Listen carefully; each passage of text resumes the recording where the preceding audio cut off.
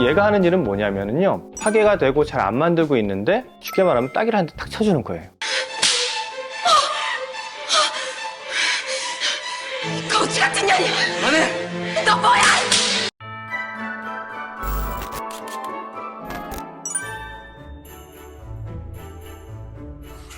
안녕하세요. 올바른 피부생활 올피생 피부과 전문의 조재영입니다.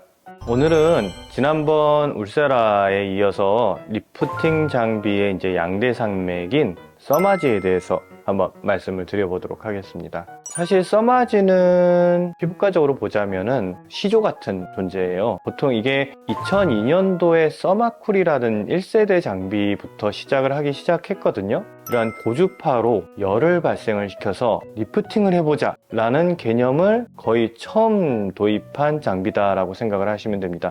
2002년도면은 우리 이제 월드컵 할 때죠. 저한테는 얼마 안 된 것 같은데 젊은 분들한테 얘기를 해보면은 오래전 얘기로 기억을 하시더라고요. 하여튼 뭐 그건 다른 얘기고, 써마쿨을 시작을 해가지고 2세대 NXT, 3세대 CPT, 이게 FLX라고 해가지고 4세대 장비입니다. 우리가 대표적인 고주파 리프팅 장비다라고 하면은 이 써마지를 얘기를 하게 됩니다. 최근에는 이제 국산 제품들도 이러한 써마지를 쉽게 말해서 흉내를 내서 많이 만들기 시작했어요. 대표적인 게 뭐 올리지오라든지 텐서마, 댄서티 이런 종류들이 있는데 걔네들의 원조다라고 생각을 하시면 됩니다.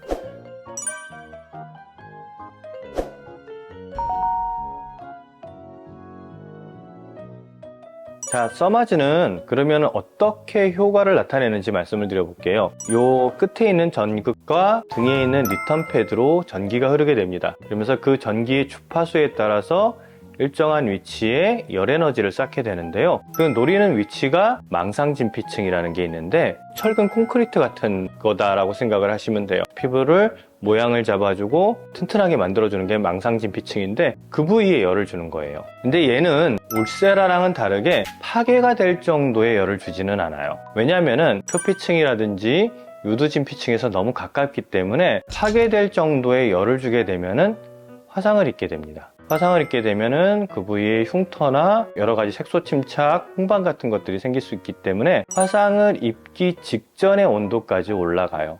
보통 40도에서 50도 사이에서 형성이 되게 되는데 울세라가 60에서 70도 사이에서 형성이 되는 거랑은 차이가 있죠. 대신에 울세라는 점점 찍어줘서 완전히 파괴시킨 다음에 그 부분을 회복시켜주는 형태로 리프팅 효과를 만든다면은 써마지는 화상이 발생하기 직전까지 올리면은 약간 단백질의 변성, 즉 콜라겐의 변성이 일어나요.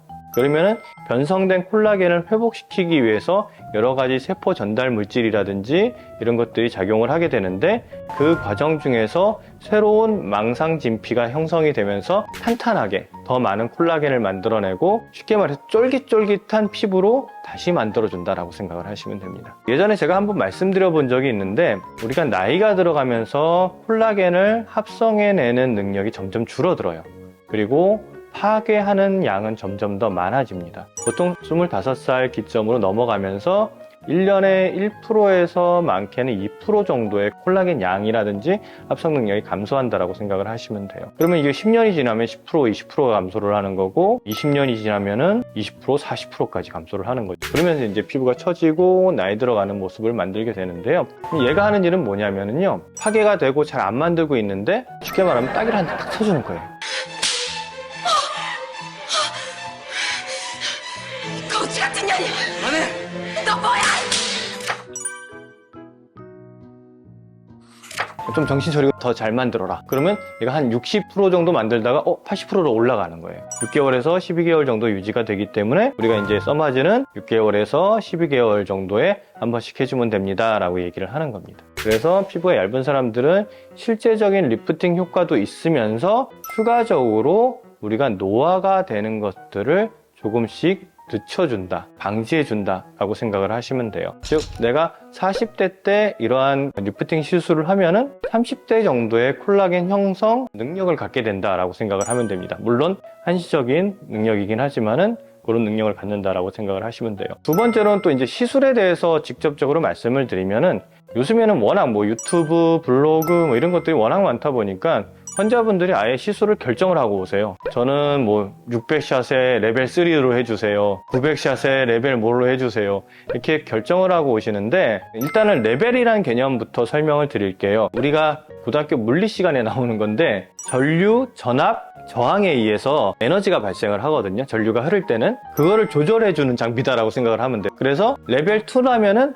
레벨 2 정도의 온도, 열 에너지를 피부에 만들어주는 겁니다. 그리고 레벨 1이라고 하면 레벨 1 정도의 열 에너지를 만들어주는 거예요. 그러면은 레벨 3, 4, 5 높아지면 좋겠네요? 꼭 그렇지가 않아요. 너무 높아지면 높아질수록 화상의 위험성이 커지게 됩니다. 첫 번째로는. 그렇기 때문에 무작정 높일 수가 없어요. 아무리 써마지가 냉각 시스템이라든지 이런 것들이 굉장히 잘 설정이 되어 있고 피부의 저항값이라든지 이런 거를 측정하는 능력들도 잘 세팅이 되어 있지만은 에너지가 높아지는 거를 뭐 견딜 수는 없거든요. 그래서 자기 피부가 견딜 수 있는 이상의 에너지가 들어가게 되면은 그건 화상이 생길 수밖에는 없습니다. 너무 에너지를 높이는 게 좋지만은 않아요. 두 번째는 아무래도 고주파 장비다 보니까는 에너지를 높이면 높일수록 피부가 좀 얇은 사람들은 써마지에 의해서도 어느 정도 지방층이 타격을 받아요. 그렇게 된다면은 그 부분을 파괴를 시키게 되면은 오히려 나이가 들어 보이는 느낌을 받을 수도 있는 거예요. 그래서 무조건 세게 한다고 좋은 게 아닙니다. 그럼 어떻게 해야 되느냐? 보통 피부가 얇은 사람들은 에너지를 조금 적게 쓰는 게 좋아요. 근데 문제는 피부가 다 균일하게 형성되어 있지 않잖아요. 어느 부분은 좀 두꺼운 부분이 있고 어느 부분은 피부가 굉장히 얇은 부분들도 있고, 따라서 뭐 에너지를 좀 얇게 쓰고 좀 패스를 많이 늘린다든지, 아니면은 뭐 두꺼운 부위들 같은 경우들은 에너지를 좀 세게 쓰면서 패스를 줄여가지고 화상을 좀 낮춰준다든지, 이런 계획이 필요한 거거든요. 그래서 리프팅은 마치 기계가 하는 것 같지만은 기계보다는 담당 선생님의 판단이 굉장히 중요해요. 그게 굉장히 작은 것 같지만은 이 작은 차이가 실제적으로 리프팅 효과를 줄 수도 있고 부작용을 유발을 할 수도 있고 효과가 전혀 없는 상태를 만들 수도 있습니다. 사람에 따라서 레벨이라든지 패스라든지 리프팅 방향이라든지 이런 것들을 다 따로따로 설정을 해서 시행을 해야 돼요. 그래서 나는 뭐 레벨 뭘로 해주세요 이렇게 하는 것 충분히 알아보고 오시고 충분히 이해는 하지만은 그 설정이 사실은 맞지는 않을 수 있다. 오히려 잘못된 결과를 초래할 수도 있다 라고 생각을 하시는 게 좋을 것 같습니다. 드리고 싶은 말씀이, 이제 뭐 인터넷 같은 데 보면은 이러한 고주파 장비들을 하고 나서 얼굴에 있는 열을 보호해 주기 위해서 쿨링을 안 하는 게 좋다, 아니면 이걸 좀 뜨겁게 유지를 오히려 온팩을 해주는 게 좋다, 이런 식으로 얘기를 하는 경우들도 있는데요. 사실은 이게 온도가 어느 정도 올라가서 콜라겐이 변성이 된 다음에 그 변성된 콜라겐을 복구시키는 과정 중에서 리프팅 효과가 일어나는 거기 때문에 얼굴이 좀 뜨뜻하다고 해가지고 리프팅이 되는 건 아니에요. 그래서 그 열을 보존해 줄 필요는 크게 없습니다. 그러니까 쉽게 설명 이렇게 생각하면 돼요. 우리가 사우나에 가서 얼굴을 뜨겁게 하고 있으면, 벌겋게 하고 있으면은 리프팅이 되는 건 아니잖아요. 또 이제 뭐 샷수를 300샷만 하면은 이런 얘기들도 나와요. 뭐 200샷이나 이거는 온도를 올리는데 다 사용을 하고 실제적으로 100샷만 효과가 있는 거다, 이렇게 얘기를 하는데, 그게 아니라 레벨 2라는 것들을 사용을 하게 되면은 레벨 2 정도의 열 에너지가 진피층에 가해지기 때문에 그거를 뭐 이게 뭐 200샷 해가지고 조금씩 데펴가지고 올리는 개념이 아니라 어떤 임계 온도를 한번 쳐주는 개념이기 때문에 이거를 300샷을 해가지고 적당한 위치에 적당하게 몰아서 치료를 하면 300샷만 가지고도 효과가 있을 수가 있는 거예요. 근데 그거는 사람들마다 다 다르기 때문에 어떤 사람들은 부분적으로 300샷만 써도 되는 사람들이 있고, 어떤 사람들은 전체적으로 한 600샷 정도를 해줘야 되는 사람들도 있고, 더 이제 좀 넓거나 이렇게 피부가 얇고 이런 사람들은 좀 약하게 해서 한 900샷 정도까지 가는 경우들도 있고 하는 거지, 우리가 물 데우듯이 조금씩 데펴가지고 올리는 이런 개념이 아니거든요. 그런 것들은 조금 다르게 생각해 주실 필요가 있지 않나라고 생각이 듭니다. 보통 필러 시술하고 나서 하셔도 되냐고 물어보는 경우들도 많은데요. 아무래도 이게 열 에너지가 들어가 봐야 망상진피에서 거기서 조금 더 들어가 봐야 아무 상부 피하 지방층 정도까지 들어가기 때문에 보통 2주 정도 지나면은 필러 시술하고 나서 보통 회복이 되기 때문에 대부분 문제는 없고요. 이제 하시면 안 되는 분들이 있어요. 얼굴에 윤곽 수술이라든지 이런 것들을 해가지고 금속성 보형물들이 들어가신 분들이 있는데 전기가 그쪽으로 흘러가지고 큰 화상을 입거나 할 수가 있기 때문에 물론 가능성은 낮습니다. 하지만은 이렇게 회사 측에서도 얼굴에 금속성 보형물이 들어가시는 분들은 웬만하면은 하지 않는 거를 권고를 하고 있습니다. 저희들도 이제 미리 안내를 드리죠. 환자분들께 혹시라도 그런 수술을 하신 거 있으시면 저희한테 좀 말씀을 해주세요 라고 말씀을 해주시는데 아무래도 미용 시술이다 보니까 안전한 게 더 중요하거든요. 효과보다도 안전한 게 더 중요하기 때문에 그런 분들은 조금 안 하시는 게 좋지 않을까 생각이 됩니다.